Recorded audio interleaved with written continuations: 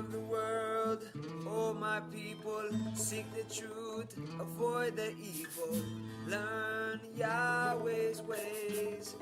Hello everybody, it's Paul Neeson with Torah Life Ministries, and we're doing the Torah Parashah this week, which is Genesis 28:10 to 32:2. And it's called He Went Out, and it's talking about Jacob going out, leaving Esau, leaving his family behind, going out because Esau was so upset of what happened last week. He took his birthright and then he took his blessing. So Esau was upset, and Esau made a vow that he would kill him after Isaac had passed on and the mourning period was over. So Rivka said, "Why should I lose two sons on this day?" And she sent him, and also Isaac sent him as well to the land where he was from to get a spouse for himself of his own blood, of his own family. And so that's where we begin this week's Torah Parashah. And we see Jacob going out of the land, and we see him going, and he gets upon the sun coming down, and it's time to rest. So he wants to rest.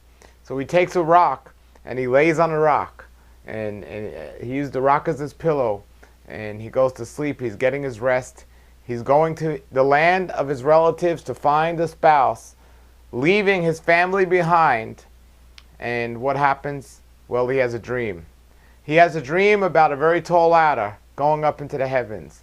And the angels tell him that this land is your land that will be to your descendants, and you will return to this land, and this land will be yours.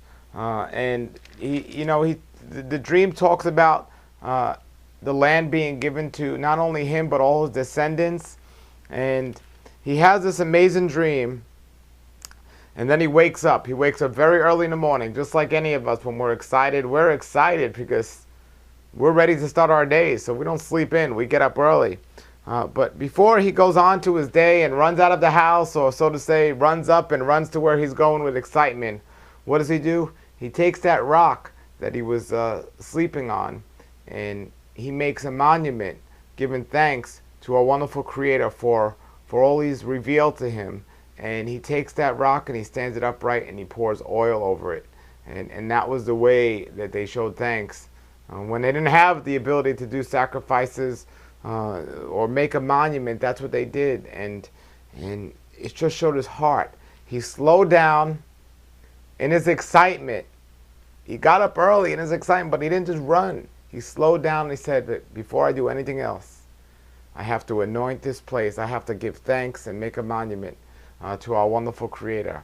And it is thought of by some that that very place was where the temple was built later on. He was told he was on holy grounds, so it can very well be true. But we see here he gets to where he was going, and now he was to get a wife. And just like being an obedient child, he was going to get a wife of his own flesh and blood, of his family. So he goes to the well, and with amazing human strength, moves this big stone off this well that would take more than one person to do normally.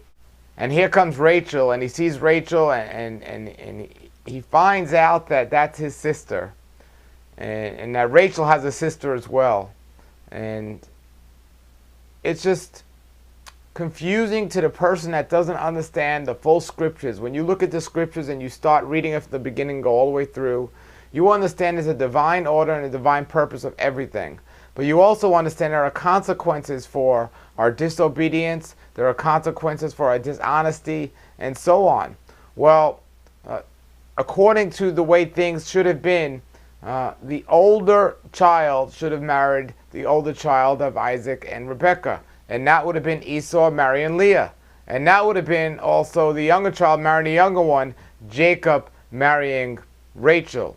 But we run into this problem here because we see, not only because of the deception of Jacob with Isaac, his dad, but we see here Esau, in the heart of Esau, missing out on a blessing. And because he missed out on a blessing, and because his birthright was taken away from him, he developed this anger in him, this streak of anger. So what did he do? On purpose, he went to go not marry the people that his father wanted him to marry, but he went and married the people that his father hated.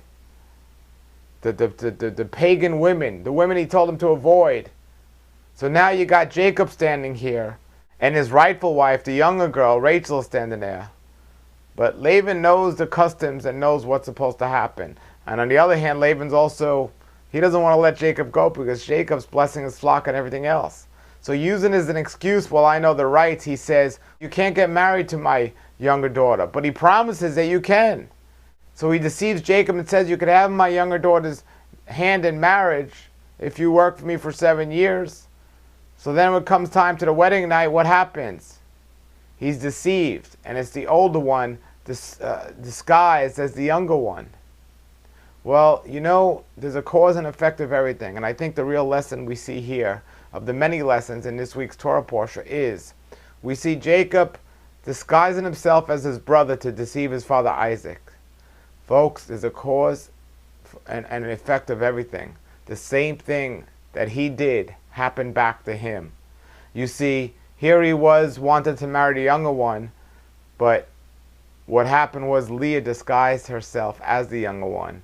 And prayerfully and hopefully he learned his lesson in this, because there's a lot of things that happen, a lot of strife and a lot of things that happen because his deception. He didn't trust our wonderful Creator, and he listened to his mother instead, and his mother said, deceive your father. And all this happened. You know, the land would have been given to them anyway. The land was already promised to him, and Jacob was the lion that would have been promised. But because he listened to his mother and didn't listen to our Creator, what happened? A lot of things that didn't necessarily need to happen, a lot of headaches for Jacob. But in the end, it all turned out fine because his name was changed to Israel. And we know the story, what happens from there. But we have to understand, when it says in Hosea 4:6, my people are destroyed for lack of knowledge. You know, you will not be priests for me since you have rejected the knowledge, since you have forgotten the information in the Torah. Not only will you suffer, but your children will suffer. We have to understand the cause and effect of these things, folks. You see here, you know, he will accept us when we accept him. But if we reject him, we're going to be rejected. He'll still love us, but he's going to reject us. We have to give thanks for all that he has to offer, but we have to do something with that. There's a cause and effect of everything. And we have the guidelines and the instructions of what to follow and how to follow them. But we also have to go on faith if we don't understand those things. And we can't let our excitement get ahead of us. We have to slow down.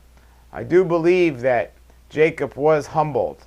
And when he was kicked out of his land, kicked away from his family, didn't know where he was really going or what was going to happen. But he went from distrusting our wonderful Creator and listening to his mother by deceiving his dad, to being there in the middle of a desert, laying on a rock, and waking up from that and getting up. And what's the first thing he did? He praised our wonderful Creator. He made this monument. So I do believe he was humbled, and you know, we will be humbled. You know, there's a lot of things that happen to us, and sometimes we get stricken with sickness or diseases, and sometimes he's trying to get our attention, folks. You know, he wants to wake us up. You know, so he had to take Jacob away from his corrupt family, his dishonest mother, his angry brother, and his father, who, you know, was ready to give the first blessing to the older son. So he had to get away from all that. He had to be alone, so alone out in the desert. Well, sometimes we need to be alone. We need to be so alone so we could hear him. But I promise you, he's screaming, he's yelling, he's giving us all the signs. And it's not him that's not talking to us. It's just us that gets distracted and we don't always see what he's saying.